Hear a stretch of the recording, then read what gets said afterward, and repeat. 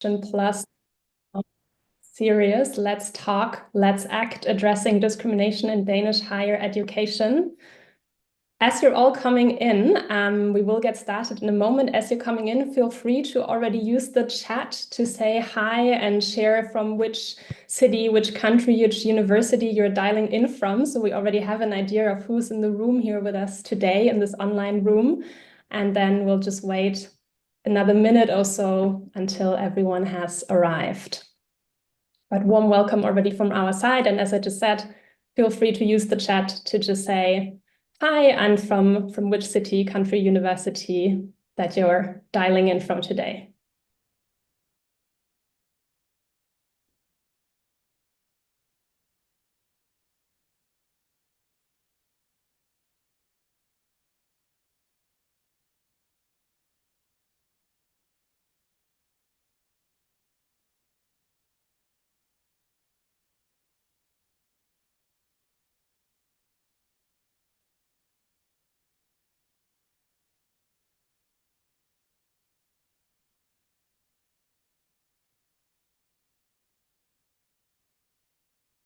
I can already see a lot of messages coming in the chat. That is fantastic. Again, hi and welcome also from those who are just coming in. Welcome to our webinar series, Let's Talk, Let's Act, addressing discrimination in Danish higher education. I just ask everyone coming in to just say hi and put in where you're calling in from, city, university, country. And then we'll get started in 45 seconds, I would say, when everyone is in the room.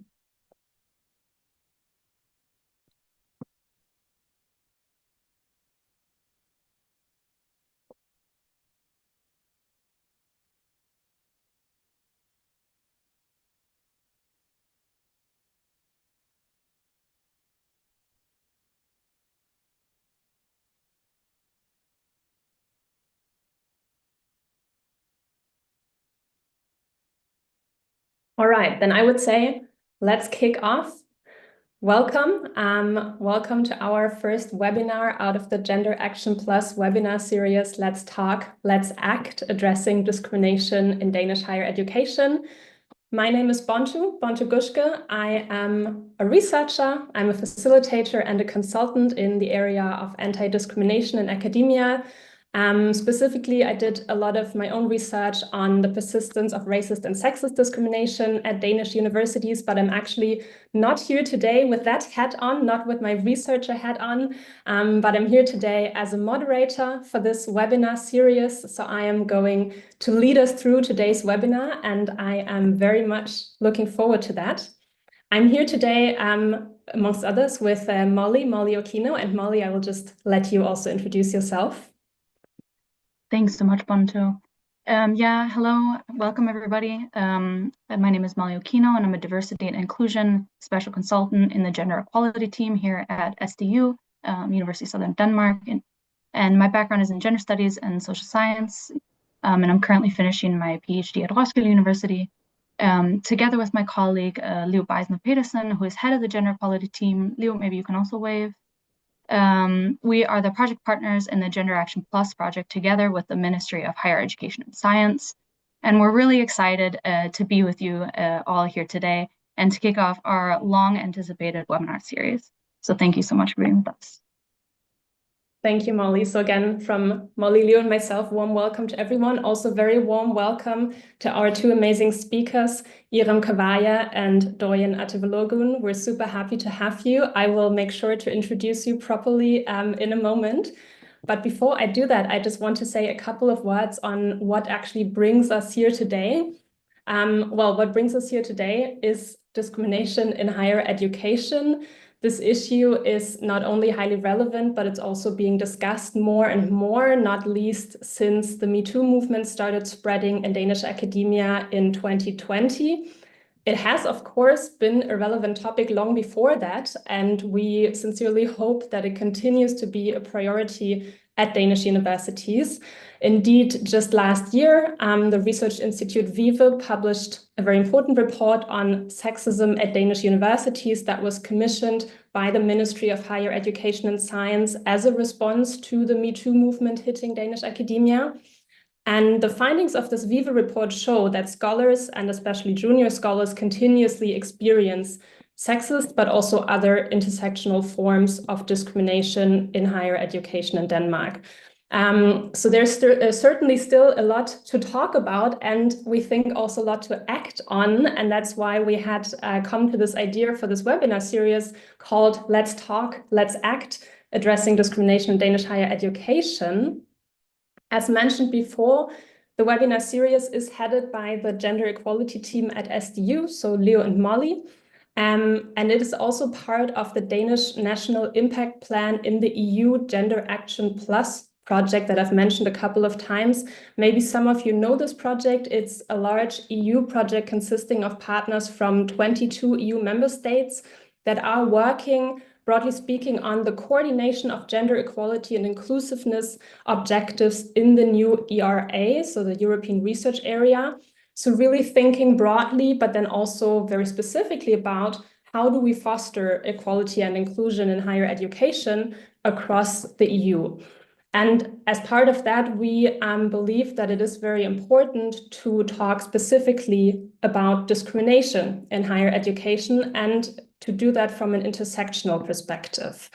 And to make sure that we do that from an intersectional perspective, we have set up this webinar series that will consist of 5 webinars, where today we'll kick us off with talking about racism and racist discrimination.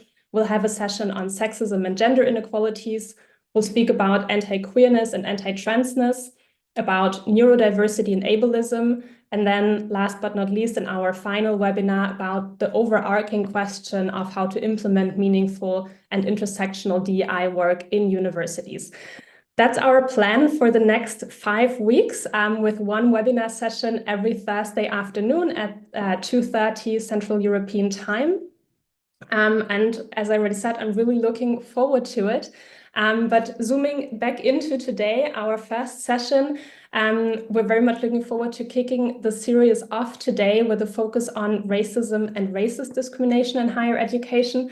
And I'm really, really thrilled to see that we have right now more than 75 people in this room with us from more than 35 different universities and research institutions across Europe, and I think even beyond that. So that's really amazing.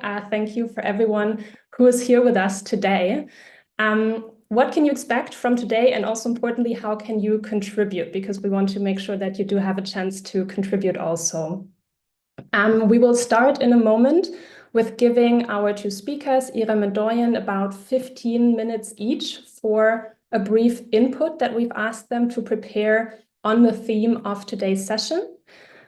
After that, I will come back in and we will have a discussion with both Doyen and Iram to, on the one hand side, look more deeply into understanding the problems of racism and racist discrimination in higher education, and then also to talk about and discuss what can we do against this. So we want to stay true to our name of Let's Talk and Let's Act.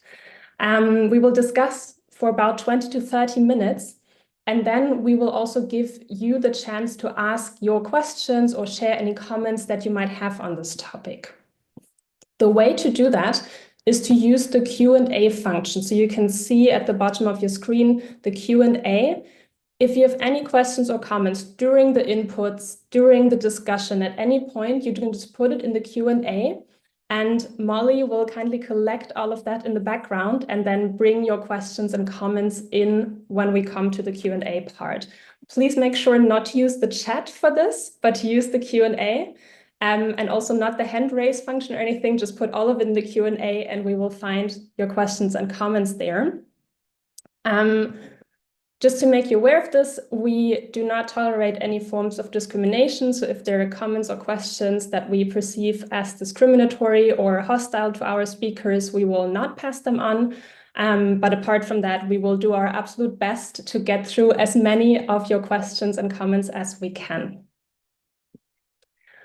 With that being said, I would say without further ado, I'd like to introduce our first amazing speaker, and that will be Iram Kavaya. Iram, we're super happy to have you here with us today. Iram is a very important voice in the area of anti-racism and anti-discrimination in Denmark, especially in the education sector. She has been developing and sharing a lot of very important research in this field, the latest of which she will be sharing with us today. Iram is an associate professor in educational psychology at the Department of Education at Aarhus University. And she's also a member of the Committee for Diversity and Gender Equality at Arts at Aarhus University. So she's also been actively working on diversity and equality from that perspective. And maybe we'll talk a little bit about that as well later. Iram's research focuses on religious and ethnic minoritized communities in education with a specific focus on intersectional processes of racialization and othering. And today, Iram will speak about the surprise element on racialized women scholars' negotiations of invisibility in academia. Iram, very warm welcome to you, and the floor is yours. Thank you so much, Panto and Molly and Leo, and also Dorian. I'm thrilled to be part of this initiative. I think it's really important. I am looking forward to engaging in the conversation with you, and we'll just start presenting, and then I think we will have some time to engage afterwards with a conversation. Let me see. Yes, here it is. So what I'm going to present today is based on an article that I have written for the journal Gender, Place and Culture. And it is based on a project on effective investments in diversity work in STEM in Danish universities, which I have been doing with Professor Dorte Stavnes and postdoc Mante Berteldytte at Aarhus University. Our sort of main question and focus in this project was what happens when diversity work happens in higher education. And we specifically focused on STEM and specifically women in STEM. And the reason for that was that we can see a clear pattern when we look into statistics on STEM faculty in Denmark. Firstly, that the number of women is considerably lower than men, and that this number decreases when we look at career trajectories across from the level of doctoral student to the level of associate and full professorship. And then there is also a clear gender pattern, which in Denmark has caused concern and also heightened focus on not only how to recruit female students, women students, and faculty members to STEM, but also how to retain them and create viable career pathways for them. So this project is part of sort of also looking into what is happening in STEM and how is diversity sort of negotiated. So if you look into sort of research on diversity in academia in general, not much, many studies have been done in Denmark or in the Nordic region, Scandinavia as well, on higher education. A lot of studies have been done on school and a fewer studies on high school level. Postgraduate level and higher education is more or less overlooked field of interest, and not much attention has been paid to the increasingly diverse body of students and faculty in Denmark, which we can see both in statistics and research that there is like a growing body of students and faculty in Denmark, which has diverse backgrounds when it comes to racialized, religious, ethnic backgrounds. So it's still a very new focus. And then when we look into racialization in academia and a focus on that, we can see that there is sort of a generalized, normalized silencing of issues of diversity in higher education in Scandinavia, specifically when it comes to racialized differences.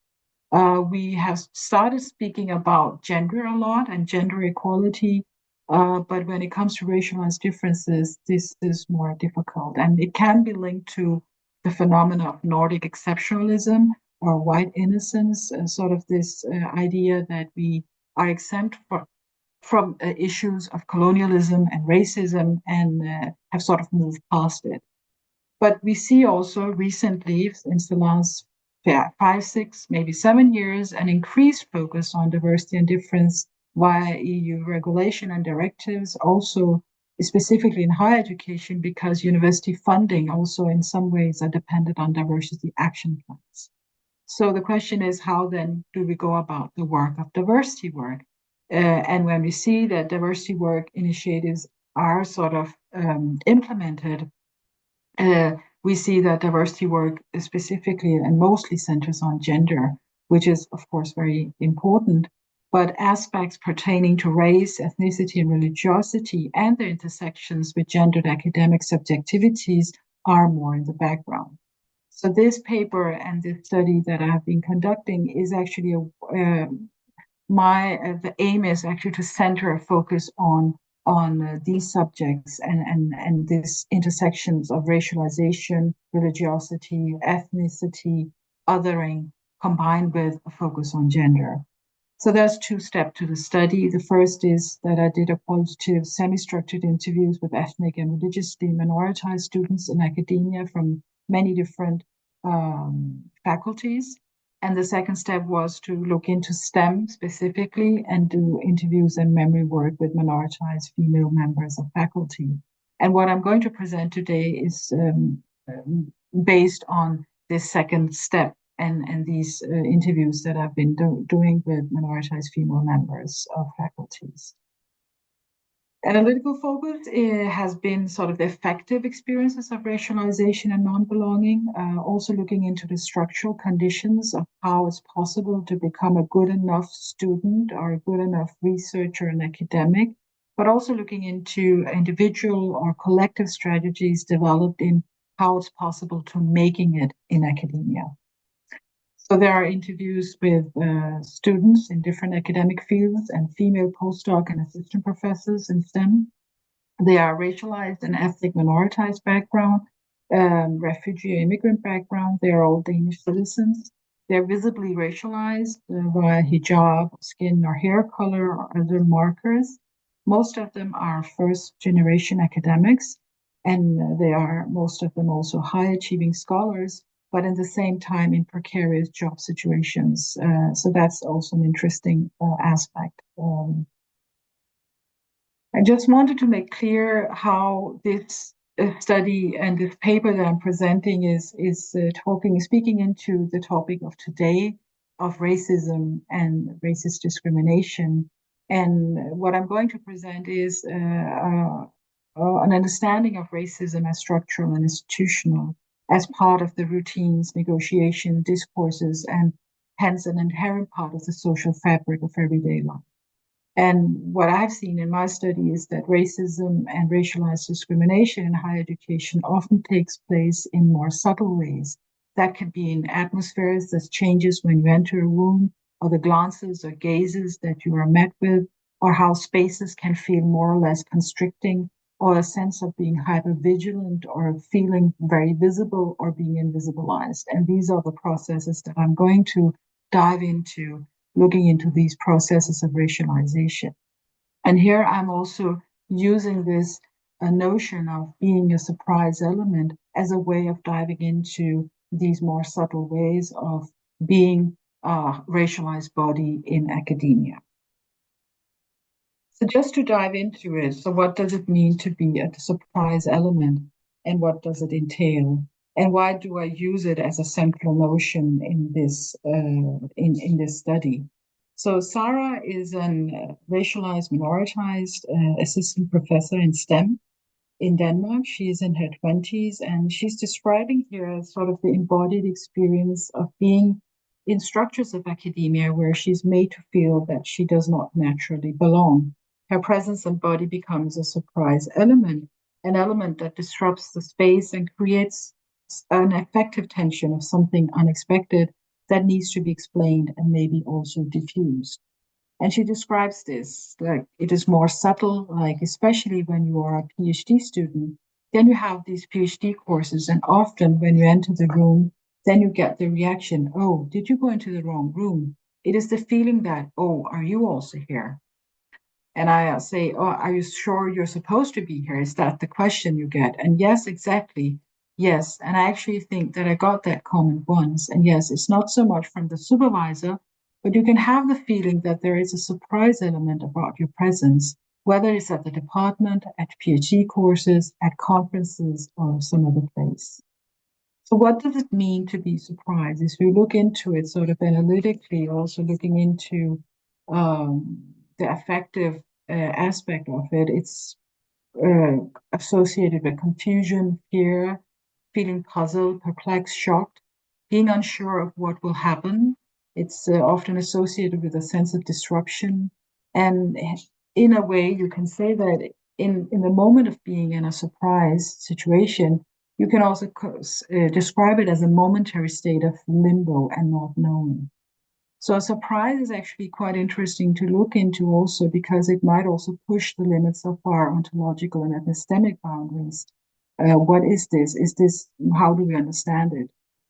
So this is what I'm diving into also, understanding processes of racialization. So Sarah Ahmed has also been preoccupied with this aspect of entering as a brown body or as a racialized body in different spaces. And she has this concept of being stopped. And she describes for bodies that are not extended by the skin of the social bodily movement is not so easy. Such bodies are stopped, where the stopping is an action that creates its own impressions. Who are you? Why are you here? What are you doing? Each question, when asked, is a kind of stopping device. You're stopped by being asked a question, just as asking the question requires that you be stopped. So what Ahmed here described as being stopped can be related to Sarah's experience of becoming a surprise element.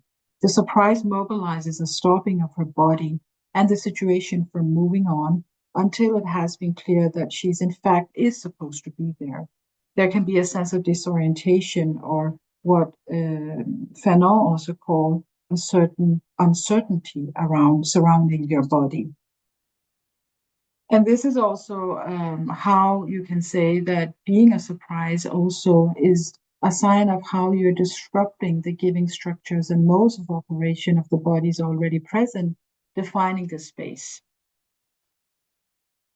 Yeah, so this goes into the spaces we inhabit and also not only looking into the bodies and subjects as being strangers or being other, but also looking into the spaces that can make some bodies more or less strange and other.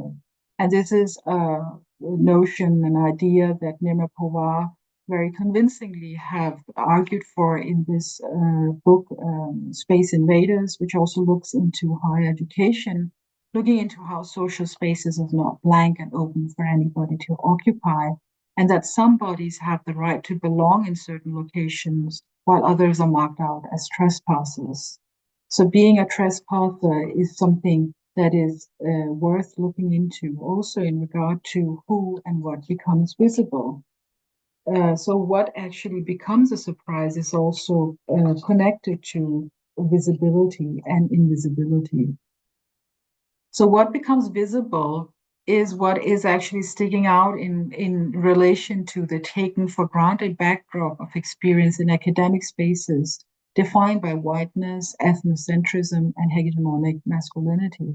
And Sarah is, as the other interviews are drawn in this article or this paper, by her very being and presence in the white halls and walls of academia, a disruption to the expected somatic norm. Her intersectional positionality as a woman, racialized, non-white, religious minoritized with hijab, first-generation young scholar, makes her visible as a surprise in ways where she must negotiate her visibility and sometimes struggle to stay opaque. The racialized others normally expected to be seen in academic spaces are the cleaner, the coffee lady, maybe students, but not the professor or educator. So the surprise element is also related to expectations of not being from within the academic strata, and hence the visibility is also sometimes invisibilized, which we see in the next excerpt that I have it. I know time is running. I'll just show this as well as sort of this dichotomy, but also paradox and double bind of being visible, but at the same time being invisibilized. This is Maham, who is a postdoc, and she's here describing her first sort of time when she was entering as a PhD student. And she describes that she thought it was a bit weird that I came there, and it was, I think people are they're not used to being around people that perhaps look different, and maybe they do not know how they should act, and then maybe it was easier for them not to talk with me. And that was a bit funny, or not funny, because it was not funny, I mean, I did not say anything, but deep inside, I would think to myself that this is a bit weird. We're sitting there, 6 people, and if I join the table, then at least you can say hi and what's your name and welcome. So it's not me that have to sit there and say it. And in the beginning only, I thought, then I don't need to. Then I could just stay in my office because I do not want to perform at all. And if you're not able to do it, then I might just as well do some work here, which is much more important.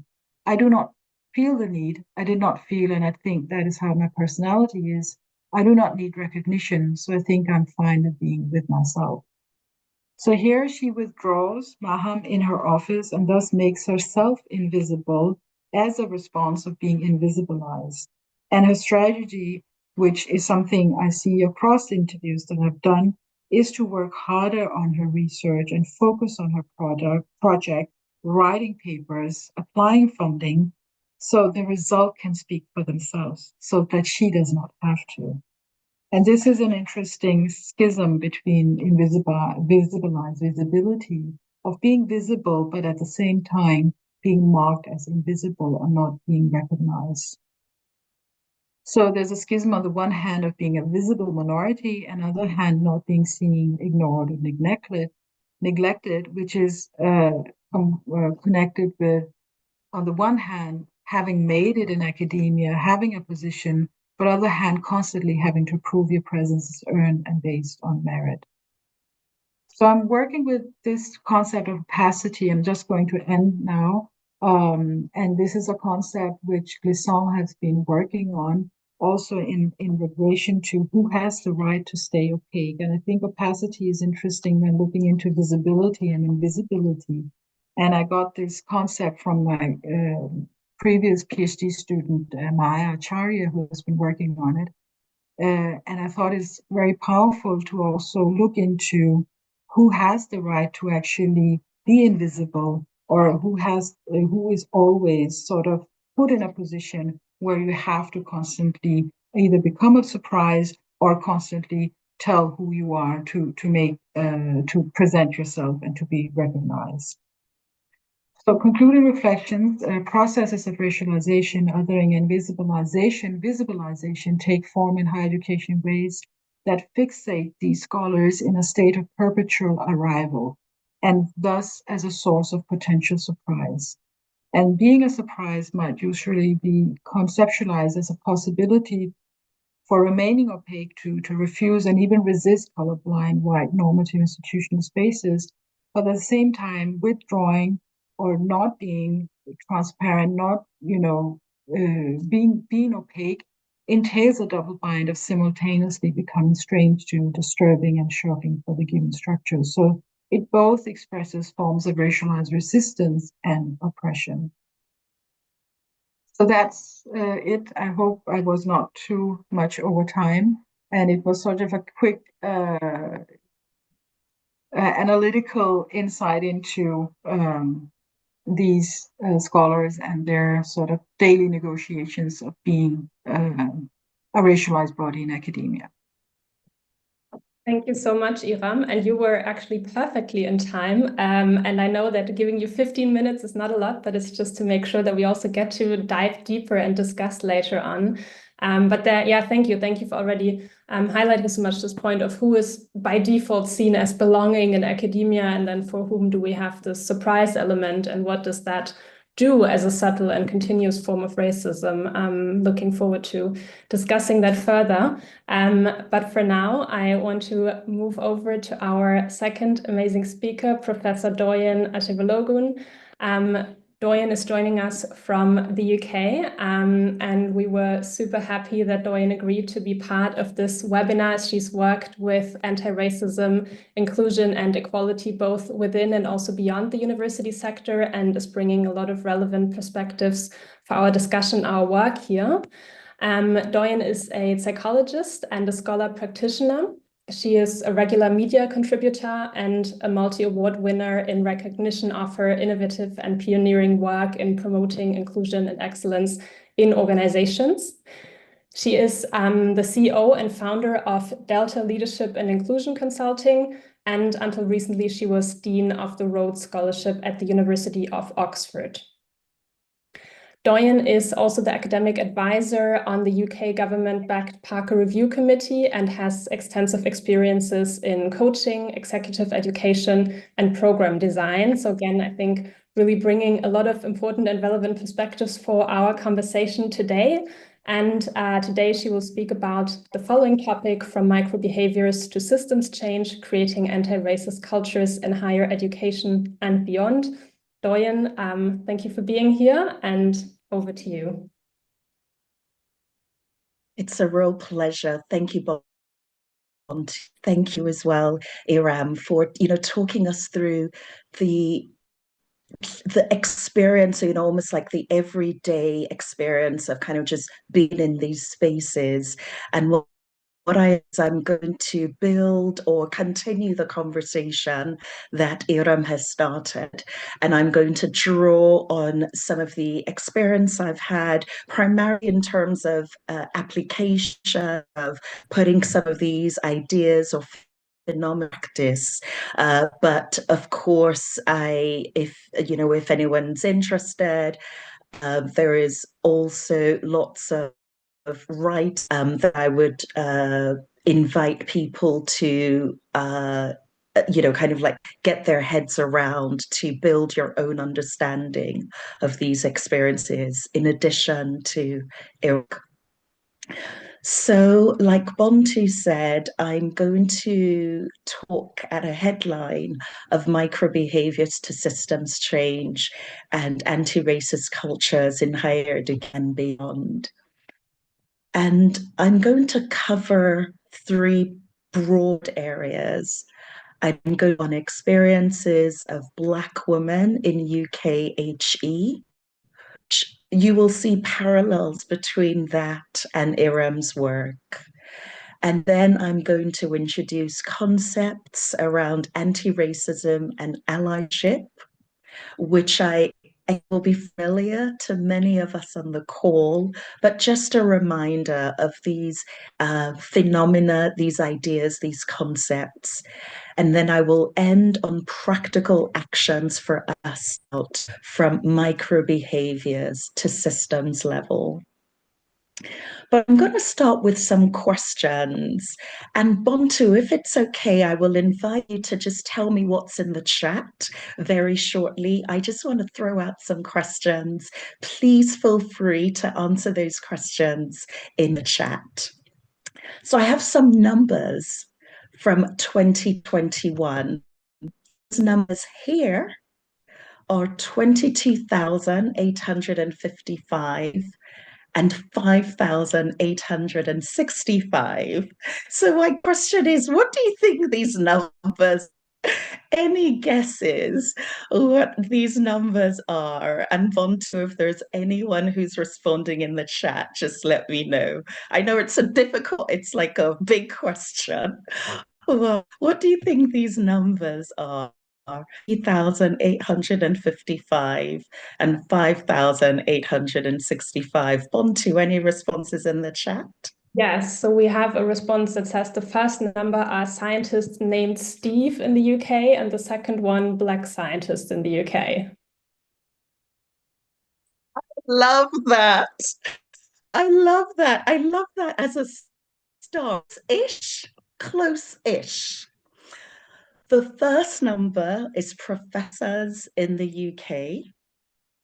The second number is female professors in the UK. One more question that I'm going to ask, and it's very similar to the person who's already, it's similar in line person who's shared, whose response Bontu shared.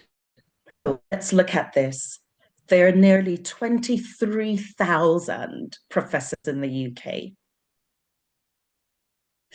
In 2021, less than six of them were female professors. That is stunning in itself. That is, I hope a number of you were like, oh, wow, that's undercount by about 7,000, right? Something like that. So because we would expect there to be about the same number of men and women in the UK if that was going to be represented. So there is a lot of work to be done with regards to the number of female professors we need in the UK. That work needs to continue. Now, I want to invite you to guess how many Black female professors are in the UK. So again, please put in the chat. If it was equally representative or representative, we would have 457. So Bunty, could you tell me what numbers are coming up? If it was 457, we should expect. What are your guesses? Yes, we have 35, then we have 250, 49, 235, we have 10, less than 50, 100 with a question mark, and a couple more on the range between 15, 20, 90, 89. So Thank you. Thank you. We have a number of optimistic and a number of not so people on the call. And I must say, the not so optimistic are closer to the answer. In 2021, we had 10% of the expected number of female professors. Okay. I hope a number of us stunned by that underrepresentation. That number has changed since then.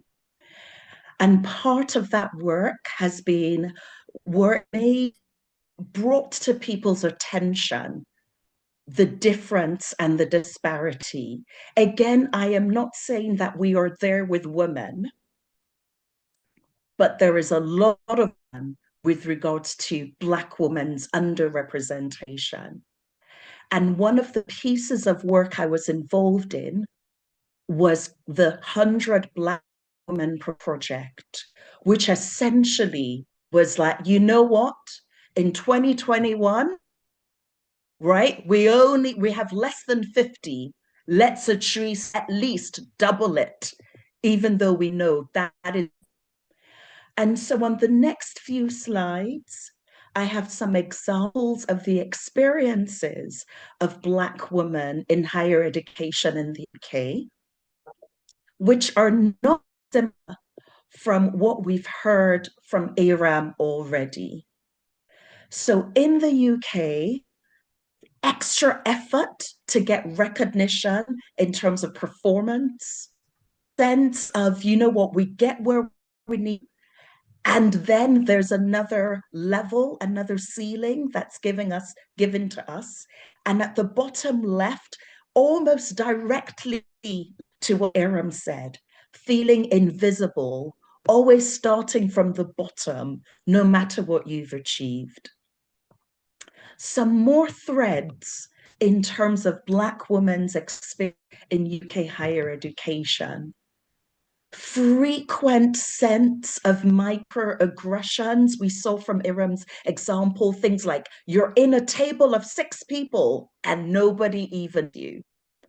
A sense of exclusion, isolation, impacting your own confidence with regards to the work that you need to do.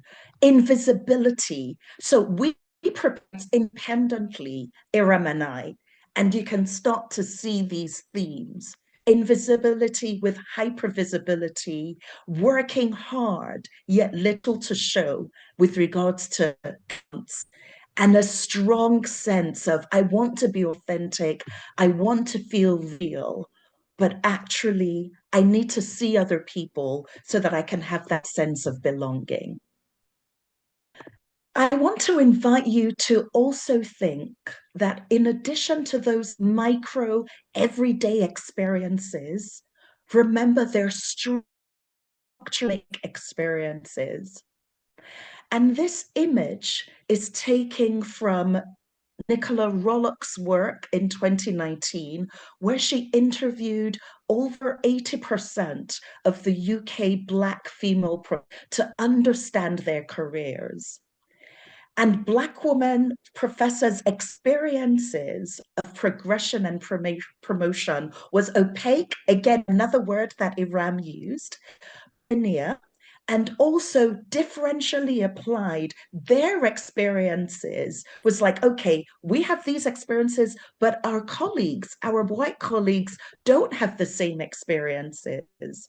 So, for example, right of the screen, with regards to being encouraged right at the beginning, what's happened is a lot of Black female professors with in the UK what we call a post 1992 university, which tend to emphasize teaching over research, but that's just a broad pattern, and see their white colleagues being promoted, and they attempt to get onto the next stage, and they don't get promoted, they're unsuccessful, they receive poor feedback and again. Right. And then for some of them, they have to start again. They go to more research university, almost kind of have to start from scratch, despite the 3 to 5 years, try to apply for a senior lecturer, they see their colleagues applying after 5 to 8 years. And for some of them, it's another blowback. But for others, it is having a supportive mentor who encourages them. So I just want to highlight that there's these structural experiences as well. And I want us to think about the work that we can do. And I'd like to remind us all that allyship is for everyone. Allyship is not standing at the margins or, like off to the side and observing what's going on and, kind of like saying, oh, that's a shame. Yes, absolutely, HR and D&I work. Allyship is thinking, actually, there are everyday experiences and there's structural challenges, and I am going to be responsible for some of the work that's required to change these spaces so that all talent thrives. And so we're going to share some resources at the end in a few minutes. But one of the things that I want on this call, like I've said, a number of us are already familiar with this, but just a reminder in terms of awareness and ongoing critical reflexivity, knowing that this is about the work that you can do no matter where you are in the higher education, kind of complex. We all have a degree of power and influence. Also amplification, thinking about when you can step away and use, kind of give other people the platform, step out of the spotlight and think about ways. So the How to Be a Better Ally, which we'll put in the chat, will actions that you can take from an everyday perspective. But I also remind us of the importance of systems level change. And another resource that you can look at is Ibram X. Kendi's work. And there's in there in terms of thinking about what we can think about when we think about structural change. Now, one of the key ideas is that if you do nothing, not being anti-racist, that anti-racism is about really thinking through what are the ways in which I can disrupt. In addition to thinking through about the ways in which you can disrupt structures that enable some people in promotion or in grant application and disable others on their racialized, minoritized experiences. Remember intersectionality. Remember that when we think about racism and we intersect it, other identities such as gender, such as disability, such as sexual orientation, such as social class, culture, or religion, that act on racist experiences. And so I just want to leave you with some immediate or high-level ideas in terms of some of the thoughts from Ibrahim with regards to anti-racist action, which is focusing on policies, structures, context, thinking about stepping back and seeing what the patterns are in your part of the university. What are the policies that cause inequity? What policy do I need to implement that challenges inequity? How can I challenge of the inequity? Monitor the impact of the I've instituted. And if it's not working, review it again. So some high-level ideas from Ibram Kendi. There's much more we can go into, but I'm going to pause now in the interest to have a conversation with Bontu and Iram. And so if you can, Molly, please put some of these references and resources in the chat. I would appreciate it. Some more, just kind of reflecting on some of these ideas. And I will look forward to having a conversation with you. Very happy to talk, follow Delta on LinkedIn, or you can follow me on LinkedIn as well. Thank you so much for this opportunity. I am going to stop sharing now. Thank you very much, Doyen. Thanks a lot for sharing these important insights, especially I think also these, as you said, high level, but still very hands-on ideas on what can be done. I can see that Molly has already posted the links in the chat, so they're accessible to everyone. And I was already, as you were speaking, seeing a lot of connecting lines also to Iram's talk. So I'm very much looking forward to jumping into the discussion, as we'll do now. And I want to start with kind of highlighting again how both of you mentioned how racism shows up in a lot of different forms and expressions in higher education, and it's prevalent differently for different groups of people in different settings and different spaces. That's something that the Viva report also highlighted, how it is, for example, more, or how discrimination affects junior scholars more than senior scholars. You mentioned gender as an influence and other intersecting forms. And nonetheless, to me, it seems that often if we talk about racism in higher education, we talk about it very generally, and we talk about it as if it affects everyone in the same way. Therefore, my first question, and maybe I'll start with you, Iram, would be, when we talk about racism in higher education in general, and specifically in Denmark, what would you say are the forms or expressions or prevalences of racism that are being noticed more, but also what still remains sidelined, and how come? Yeah, thank you.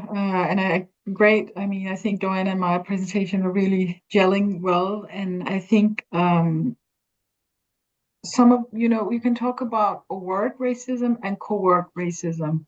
I mean, in a way that sort of the everyday experiences of racism, or what you also call everyday racism, which is often expressed in microaggressions and minority taxation, which Tess Gallagher has written about, and also minority stress. I mean, the daily negotiations. I think that is an aspect of racism which is most often overlooked, and which is most prevalent as well. And if we speak about sort of which groups are then more vulnerable, also from the Viva report, we can see that it is junior scholars, it's PhD students especially, but also junior scholars. So I think there is, in my work and what I can see in the literature, is that sort of being a junior scholar and then being a racialized minority at the same time is a specifically vulnerable position to be in. And that is also positionality, which is perhaps also overlooked. We look into international students, for example, in diversity initiatives, but not much on racialized minorities. They actually don't figure in the statistics as well. In many diversity actions and action plans. this group is actually not highlighted as a specific focus point when we look into diversity action plans. So I think this is an overlooked, group of both students and faculty. And I guess that being, in a junior scholar position and also being racialized, minoritized, and also if you're also a woman, is specifically precarious on many, aspects. It might also be more difficult for you to raise questions of discrimination or raise questions of microaggressions because you're not at the position where you maybe have not a strong network. Your job situation is not stable. You're trying to make a stronger foothold or hold in the world of academia. So complaining or raising issues related to, for example, racism or microaggressions or discrimination might hinder your chances of advancing and getting the next full position. So this is something I think is very much overlooked. I mean, this group is overlooked in itself, and this intersectionality, this intersection of being in a precarious job situation whilst being racialized, minoritized, is also most often overlooked. Thank you. Yeah, and I think that's a very important point to highlight that I've also seen in my work on the one hand side, who is more likely to be discriminated against, and then also at the same time has less resources, access, possibilities to speak up about it. One thing you also just mentioned, Iram, is it doesn't show up in the statistics. So it is very multi-layered, but we have often very few data on it. And that is then often also brought up as an argument of saying, compared to gender inequalities or issues of gender inequality where we have more and more data, we're still lacking a lot of that when it comes to racism, and particularly the varieties of racism and how that shows up. Now, Doyen, I know that in the UK, there is at least a bit more data available on racial, a bit more on racial inequalities in academia, at least compared to Denmark. How would you say has this been helping or not helping efforts to recognize and address different forms of racism? Thank you, Bontu. Great question. And yes, I would say there's a tiny bit more. And in fact, the last link that Molly helped put us on, put in the chat by Osho and Alormel, 2024, I think it's a useful place to just get a sense of the latest trends or some late information. I quoted the 2021 data because that's actually the most recent, based on the Higher Education Statistics Agency in the UK. So we do have some demographic data. It's maybe a few years old, but we are also having individuals writing about the experiences. Now, your question is, how is that helping? I think I would say there's power in awareness in higher education. And certainly in the UK, as I think a number of people will know, but I think there'll be a number of other countries represented here that have similar, there is such an over-reliance on international students, right? For a bunch of different reasons. I think a number of universities, certainly in the UK, are paying closer attention to what they need for their student body to thrive. In addition, we also, of course, need to remain globally relevant. So thinking about what it takes for international colleagues to thrive as well in terms of enabling their careers so that we don't lose that talent. So I'm hearing more and more of that, and that is encouraging. There is one more thing I did want to say to build on what Iram said. There is the nature of precarity, of course, which I think is similar. There are patterns in the UK. But I think one of the things I found in my also some of the practical work I've done is that the route into higher education for British-born minoritized ethnic faculty is a little different. So due to, I'd say maybe family, cultural, kind of traditional experiences, it is unlike people from minoritized ethnic communities are less likely to go from undergrad into PhD into lecturer roles. And so I think we need to think about the ways in which we the ways in which we create that clear sense of opportunity, or here are the possibilities for you. So what happens is a lot of Black women that I've worked with, or like some of them, like are teaching at college, and then they think, oh, actually I might go to um, a, a higher education institution to continue my teaching. And once you're focusing on teaching, you can fall into a pattern of not thinking about the research because your emphasis is on modules, is on marking, and that immediately takes you on a different career trajectory. So I just wanted to give that as an example. There's precarity, but there's also the root in that I think universities should pay closer attention to.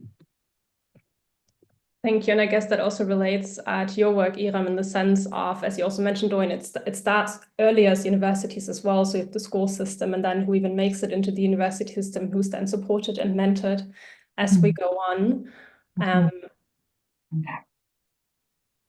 Sorry, I didn't know if you... No, I was just Okay, yeah. I think that's Yes. it's a very important point to also look into pathways, career pathways, and ways of entering and being able to have access, because a lot of this is also, I mean, the structural aspect is also access, right? Who actually gets to be there, and when they're there, how are they staying there, and when they're staying there, how are they actually negotiating that? Yeah. And as I understood you, Doyen, then, for example, data on access of who is there and who is where, and making sure that we have people in those positions and we know who is there and who's not there, is maybe a door opener in a sense. So when we have that data, we can start building on that. And on the other hand, I also always think the data in itself is not going to help us, because there needs to be a willingness to also use that data.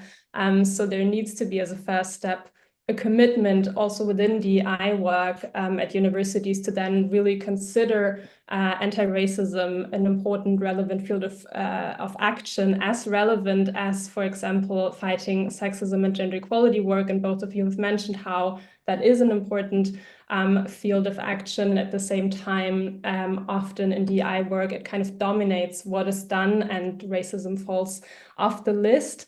Now, as you've mentioned, Iram, you are also part of a DEI board at Arts at Aarhus University, and Doyen, you've been part of this initiative, 100 Black Women Professors now. So both of you have also been, let's say, on the practice side of that work.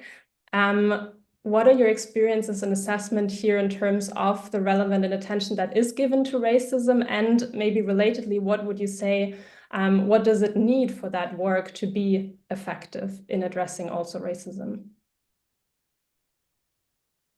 Can I jump in? Please Yes, go. definitely. Go ahead. Yeah. So, and so I think that's such an important question, which is also linked to some of the questions that are coming in the chat. So, one of the things that comes to mind as we're thinking about the work that makes an impact, someone's asking, how do we deal with the inherent competitive environment of academia while at the same time encouraging allyship? And somebody else is asking about the ways in which the implicit curriculum is addressed. And I want to blend my response. I want to draw on all those ideas, including your question. So I think there's something around us understanding that in the context of higher education, that when, for example, we have people who are, in the example I've just shared, who are focused on teaching, but haven't been told the code that, you know what, actually, with teaching, we don't need you to get 5 stars. We just need you to kind of get 3, because we want you to focus the rest of your energy on publishing at the 5-star level. Like that kind of code or implicit curriculum is an example of allyship that if we have enough people recognizing that, you know what, there's different messages or different experiences that structurally and in an everyday way differentiate people who are racialized as minorities versus those who are racialized as a white majority. We think, you know what, we all have to kind of step in. So decoding, for example, saying what the rules of the game are in your particular institution, in your particular discipline, those things are important. So that is one example. But I also want to give a very almost like a micro example, and that I want to share in terms of what an example that that stays with me. So on my first in my first year of doing my PhD, I went to the Academy of Management conference. For those who are in management on this call, you will know that the Academy of Management conference in the US is like it's in Copenhagen this year. For those who know, so looking forward to coming to Denmark. But it's a massive conference, thousands and thousands and tens of thousands of people. It was my first conference, and I went into one of the socials. And I'd never been, it's very big, it's very loud. And I was standing on the corner, standing near the wall because I wasn't sure. I didn't know anybody. And my supervisor, Professor Sue Vinicum, who is a wonderful woman and a wonderful advocate, the minute she came into that event, right, she brought me into a circle of academics, of professors speaking. She literally brought me in and she said, "Hello, Professor Lucy. Hello, Professor Okina. This is Doyen. I want to tell you about Doyen's work. Doyen's work is phenomenal. It's really interesting. She's presenting on this day at this time. Hey, Doyen, meet Bontu. Hey, Doyen, meet Molly."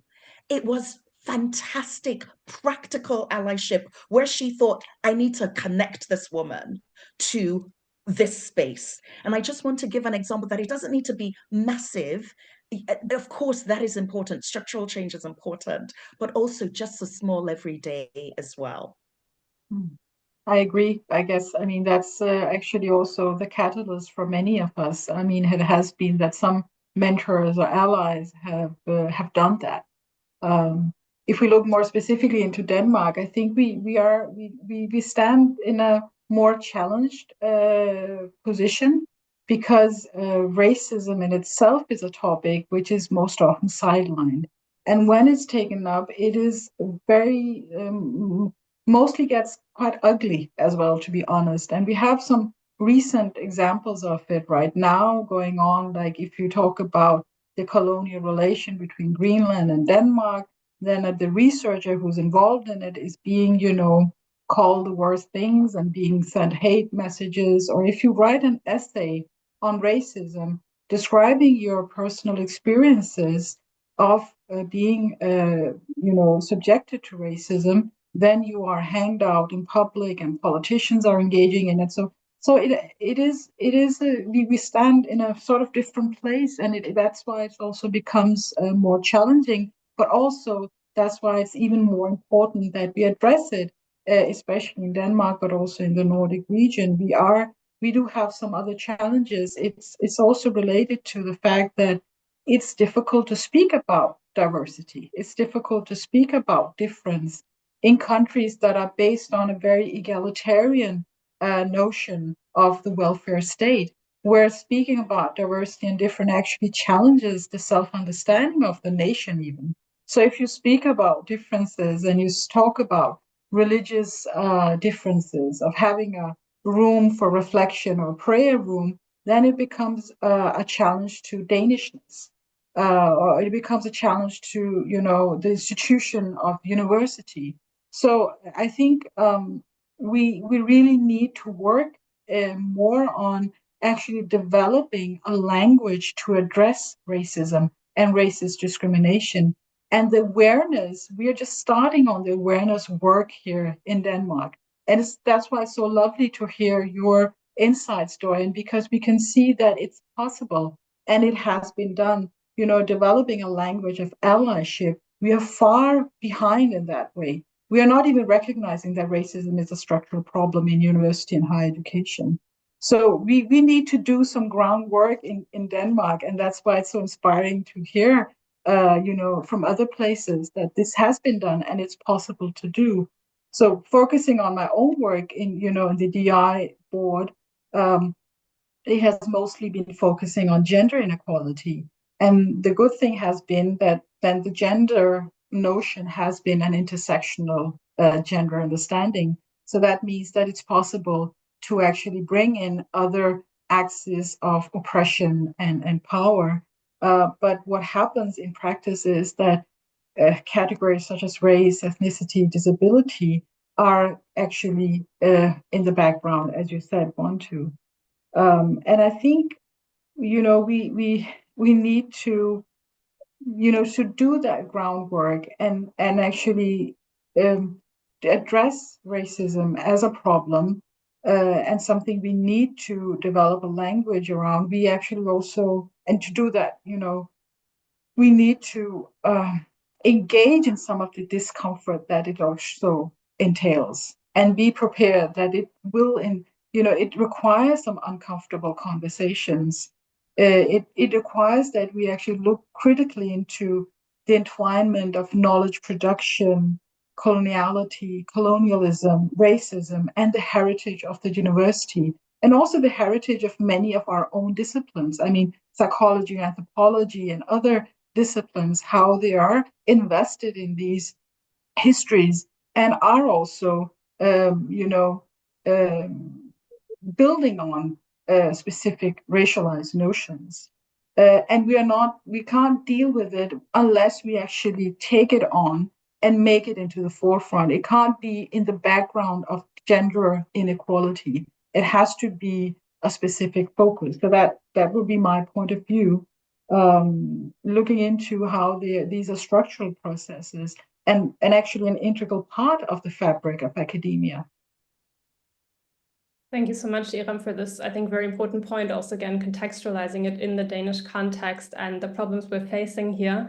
And also, I think, as we see with your both answers now, like this connection between the structural and the individual level. So it is structural in the sense, as you were saying, Iram, that it affects so many different aspects of how the institution of the university works, how research is done, also how teaching happens. And at the same time, I also feel like often, especially when there's so much attack on even trying to speak about racism, it needs those acts of that we might call allyship and support to actually, especially in these moments where it gets difficult, to stick to these practices of supporting the people who are trying to speak about it. So I also really see a lot of important connections here. And I maybe want to pick up that as my last question before we then go into the audience Q&A also, because I think it is an important point at this current point in time where I think looking at global developments also we can expect, or we should at least prepare for, more explicit backlash and resistance against anti-racist efforts. So maybe just as with a brief answer from each of you, how do you think can we prepare for that, or how can we deal with that resistance will potentially get even more explicit in the near future? I mean, is it okay if yeah, because I think we've already in Denmark experienced this, not as volatile as we see it now in the US context, and where it's very well fleshed out and so on. But I think in Denmark we have seen waves of this also, resistance to research and teaching on racism and diversity and issues on gender theory and critical race theory.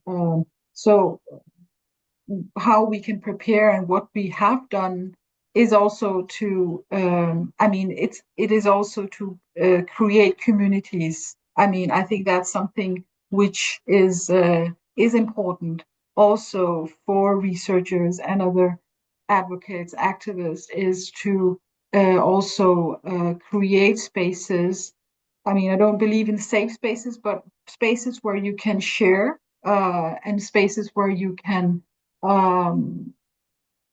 share the experiences of being racialized, being subjected to hate speech.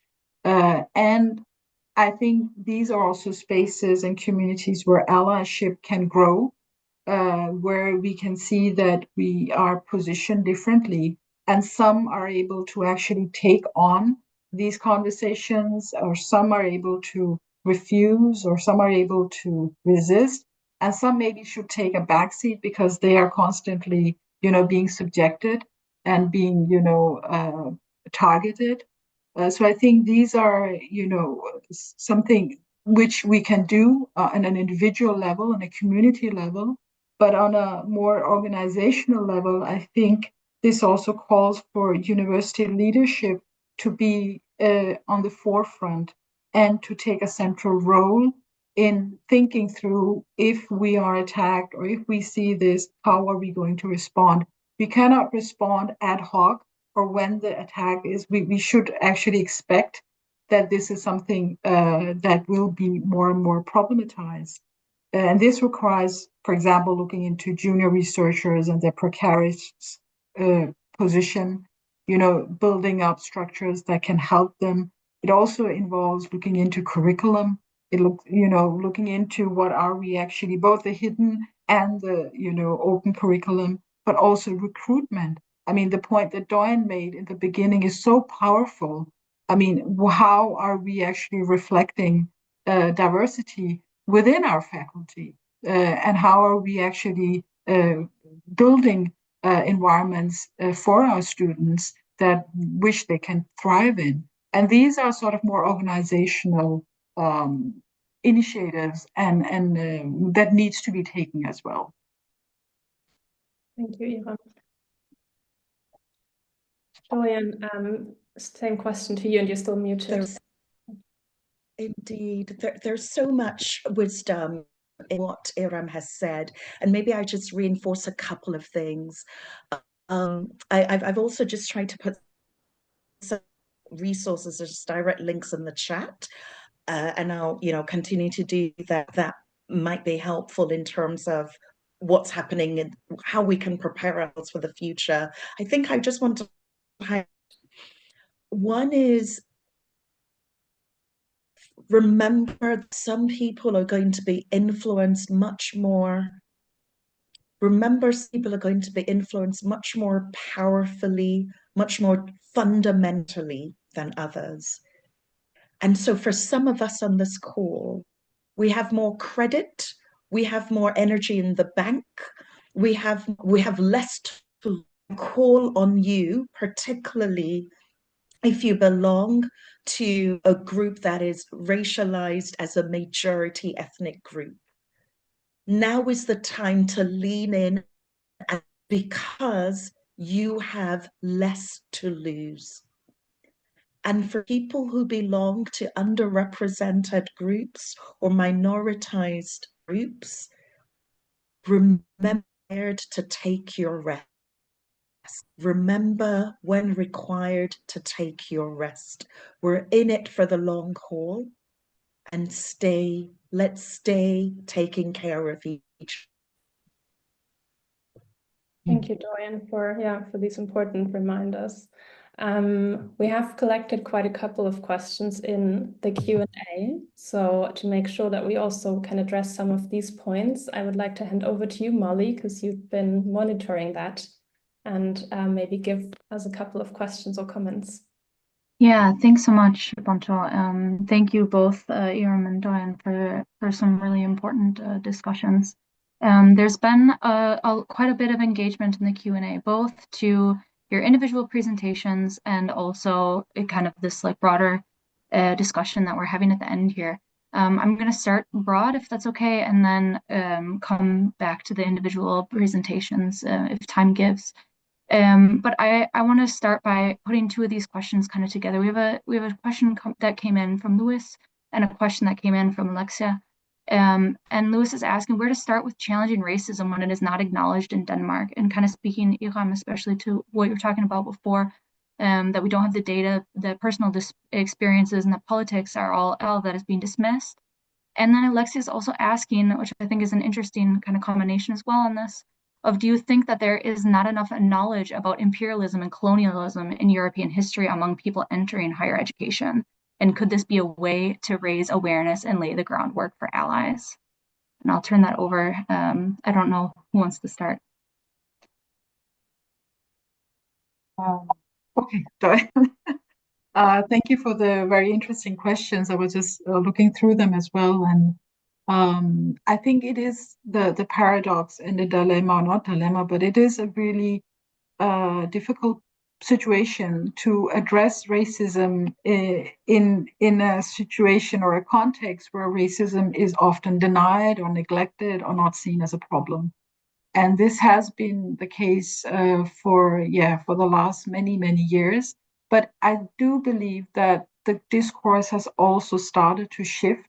The conversations that we are having also right now would not be possible for 10 years back. So something is happening in Denmark or in Scandinavia where we are becoming aware that we do need to do something, but we are not sure what to do about it. And that is sort of the first step. I think the first step is to, raise the question, is this a problem? And becoming more aware of it. And I think, Black Lives Matter plays a huge role in that as well. It might, it was a global movement, but it actually shifted some things in Denmark as well in regards to, recognizing that this might not, it's just not a problem over there in the US. We need to address it locally as well in our own national context. Then the question of data, I think the last 3-4 years, there has been a lot of data, not specifically on higher education, but a lot of organizations and a lot of statistics that actually are showing the amount of discrimination, racism on ethnicity, religiosity, also combined with queerness and other marginalized communities, the amount of hate speech.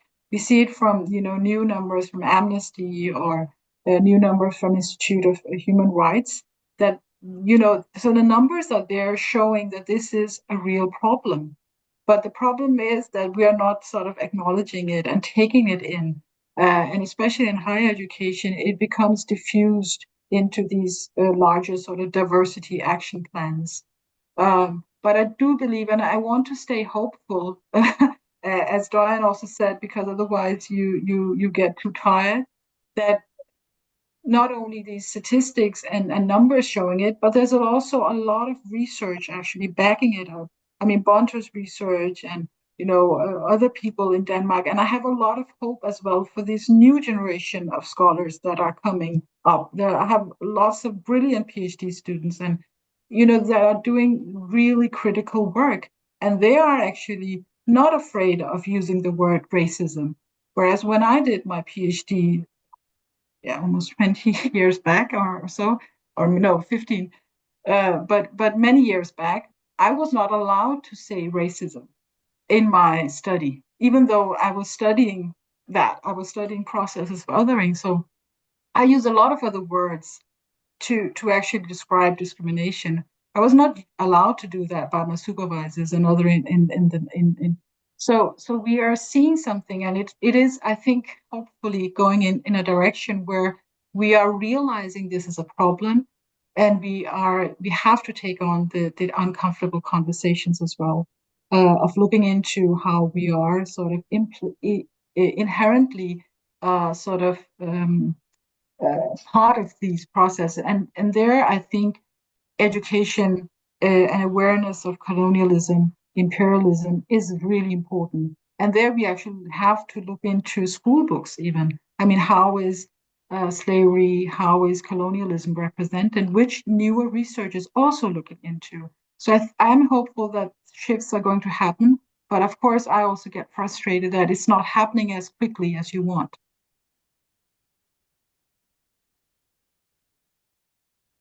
Can I Thank just you. build on some of the comments that Iram made? Iram, I think there is, again, so much richness in what you've shared. And maybe just to add that there's a group of people who maybe we should kind of come to later in terms of like full denial, full willful ignorance. And then there's probably a group of people for whom, when they're denying it, it might be worth spending and what the root of that denial is, or that ignorance. And the point, that Iram, you've just raised, that's also, part of the question that Molly asked, in terms of education, of history. So I think maybe let's spend a little time understanding, why do you think there is no such thing? Why are you denying racism? What I'm going to put in the chat just now, a beautiful book that was just released by a kind of fellow Black psychologist, Keon West, on the what it does is essentially, it's like, look, I'm not here to convince you. All I'm doing is I'm just going to give you the data. I'm just going to give you the facts. I'm not saying that the facts are, they're definitely not saying that we should spend our time trying to argue, but for that, you know what, actually, here is just some answers to these questions that you lived your life not realizing that this is happening. One of the other things to add is, sometimes I spend a little time like talking to people, meritocracy myth, like that's the one that I find a lot of people like stumble upon. They're like, oh, everything is fair, it is all merit based. I'm like, oh, let's review that. Let's look at, for example, as an example, senior manager to senior manager in your organization. As an example, it's 50-50 women here, but it's 20 to 80 men there, as an example. Are women just really useless at being senior managers? Like, let's understand what's going on. So sometimes it might be worth just honing in a little to understand what is the fallacy, sometimes, not all the time. And I just wanted to add that. Thank you so much for that, Doyen. I think some really important points and things for people to be thinking about. I see that there is a couple of questions that are all going in the direction of Vivian asking about practical advice on how to deal with unconscious bias among faculty from a leadership position. And we haven't talked about leadership at all. Kana is also asking about what to do kind of from an HR position. Is there something we can do something on onboarding for international research? Is there something to do about competence development regarding recruitment? Are there things to do that? And then we have somebody just asking at the end, yeah, anything that one can actively do, even one that is not having a high enough position in the institute.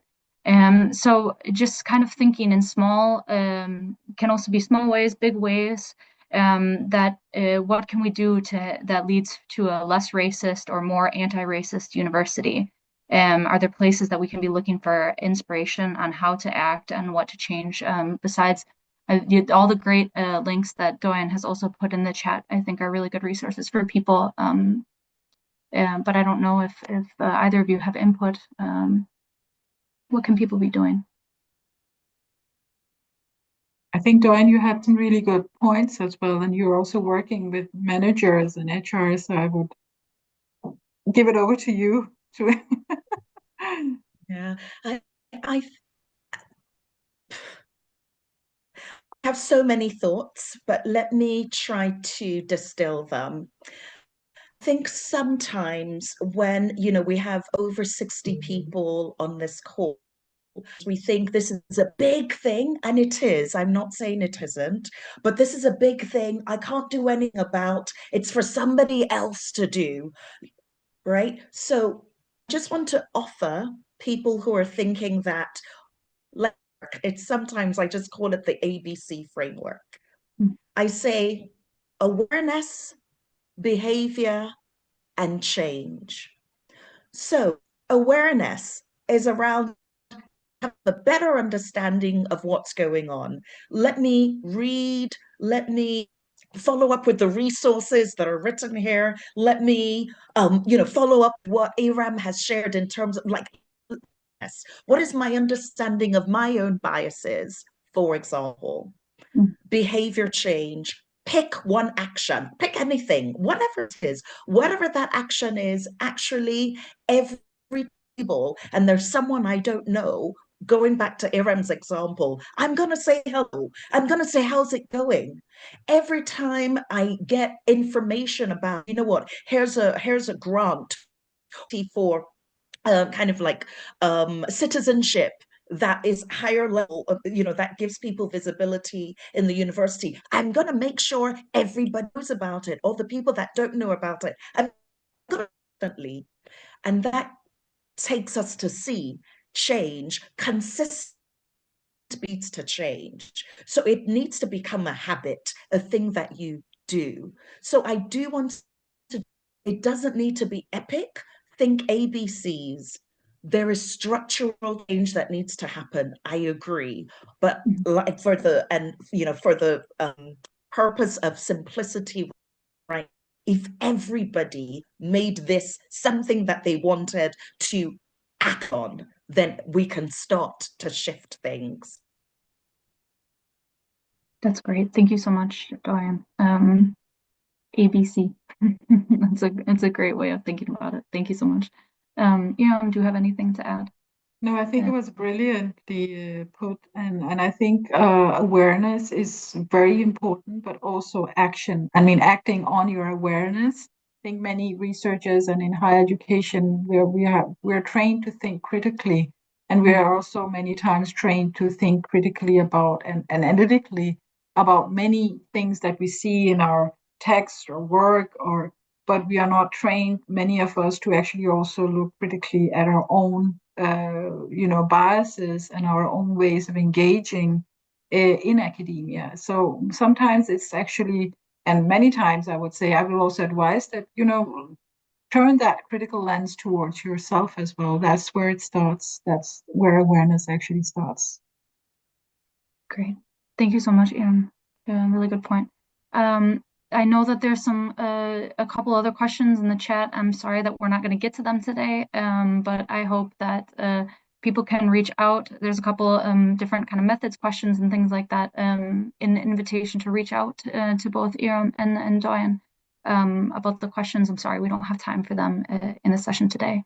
But thank you everybody for the brilliant engagement and your questions throughout the webinar today. So thank you. Yeah, and thank you again also from my side. Thank you, Molly, for collecting and bringing together the questions. I know it's always a challenging task, and we were able, luckily, to answer several of them. Thank you so much, Iram and Dorian, for everything you've shared. I'm certainly taking a lot for my own work with it, both your kind of critical analyses of the situation, but then also your hopefulness, which I will also try to share, because I think we need that to keep moving and to keep pushing. So again, really heartfelt thank you for joining us on this webinar. And thank you for everyone in the audience who was here, who joined, who wrote comments and questions.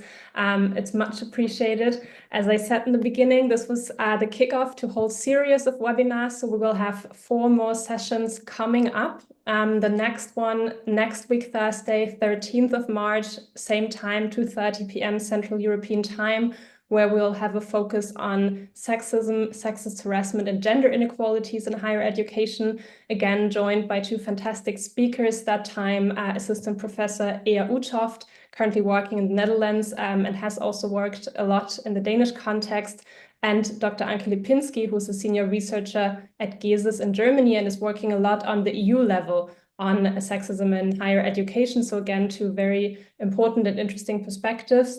We are very much looking forward to it, and we hope that many of you will join us again next week. Again, thank you, Iram. Thank you, Dorian. Also, thank you, Molly and Liu. Thank you to everyone, and goodbye. Thank you so much. Thank you, everyone. Really Thank you so much, appreciate everybody. the engagement. Thank you. Thank you.